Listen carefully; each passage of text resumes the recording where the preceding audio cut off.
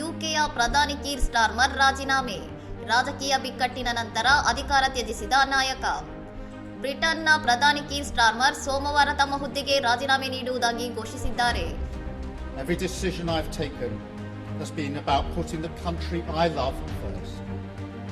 That is why I will resign as leader of the Labour Party.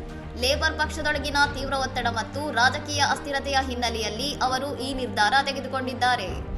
ಆಡಳಿತಾರೂಢ labour ಪಕ್ಷದೊಳಗಿನ ಭಿನ್ನಮತ ಮತ್ತು ಕಳೆದ ತಿಂಗಳು ನಡೆದ ರಾಷ್ಟ್ರವ್ಯಾಪಿ ಸ್ಥಳೀಯ ಚುನಾವಣೆಗಳಲ್ಲಿ ಪಕ್ಷ ಅನುಭವಿಸಿದ ಭಾರೀ ಹಿನ್ನಡೆಯು ಸ್ಟಾರ್ಮರ್ ಅವರ ನಾಯಕತ್ವಕ್ಕೆ ದೊಡ್ಡ ಪೆಟ್ಟು ನೀಡಿತು. ಇತ್ತೀಚೆಗೆ ನಡೆದ ಮೇಕರ್ಫೀಲ್ಡ್ ಉಪಚುನಾವಣೆಯಲ್ಲಿ ಅಂಡ್ ಬರ್ನ್ಹ್ಯಾಮ್ ಅವರು ಭರ್ಜರಿ ಗೆಲುವು ಸಾಧಿಸಿ ಸಂಸತ್ತಿಗೆ ಮರಳಿದ್ದು ಸ್ಟಾರ್ಮರ್ ಅವರ ರಾಜೀನಾಮೆಗೆ ಪ್ರಮುಖ ಪ್ರಚೋದಕವಾಯಿತು. ಹೊಸ ನಾಯಕನ ಆಯ್ಕೆಯಾಗುವವರೆಗೆ ಕೀರ್ ಸ್ಟಾರ್ಮರ್ ಅವರು ಪ್ರಧಾನಮಂತ್ರಿಯಾಗಿ ಮುಂದುವರಿಯಲಿದ್ದಾರೆ. ಜುಲೈನಲ್ಲಿ ಹೊಸ ನಾಯಕತ್ವದ ಆಯ್ಕೆ ಪ್ರಕ್ರಿಯೆ ಆರಂಭವಾಗಲಿದೆ ಎಂದು ಪಕ್ಷ ತಿಳಿಸಿದೆ. 2024ರಲ್ಲಿ ನಡೆದ ಸಾರ್ವತ್ರಿಕ ಚುನಾವಣೆಯಲ್ಲಿ 14 ವರ್ಷಗಳ ಕನ್ಸರ್ವೇಟಿವ್ ಪಕ್ಷದ ಆಡಳಿತವನ್ನು ಅಂತ್ಯಗೊಳಿಸಿ ಭರ್ಜರಿ ಗೆಲುವು ಸಾಧಿಸಿದ್ದ ಸ್ಟಾರ್ಮರ್ ಕೇವಲ 2 ವರ್ಷಗಳಲ್ಲಿ ಅಧಿಕಾರದಿಂದ ಕೆಳಗಿಳಿಯುತ್ತಿದ್ದಾರೆ.